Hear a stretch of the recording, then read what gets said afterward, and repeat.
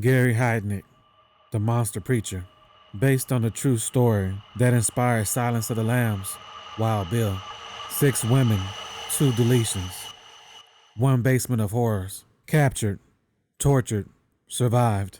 He called himself a preacher, but Gary Heidnik was no man of God. He was a monster who kidnapped 6 women, chained them in the basement, and committed crimes so shocking they inspired the character Buffalo Bill in Silence of the Lambs. Between November 1986 and March 1987, Heidnik preyed on young women in Philadelphia.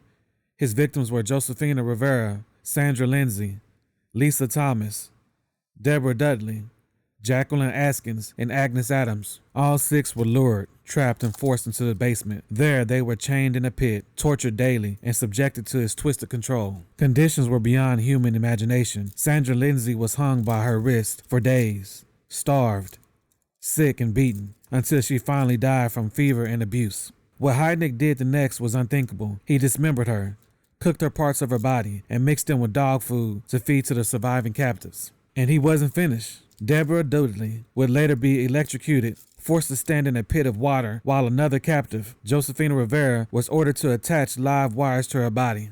Josephina, playing along, realizing the only way to survive was to gain his trust, convinced Heidnik she was loyal. He let her out, briefly, to visit her family, but Josephina ran straight to the police. When the officers raided his home in March 1987, they found the surviving women still chained in the basement. Heidnik was arrested, charged with murder, kidnapping, and torture. In 1988, Gary Heidnik was sentenced to death. In 1999, he was executed by lethal injection, the last person ever executed in Pennsylvania. His crimes remain some of the most disturbing in U.S. history, proof that sometimes the scariest monsters hide in plain sight. Gary Heidnik, the monster preacher.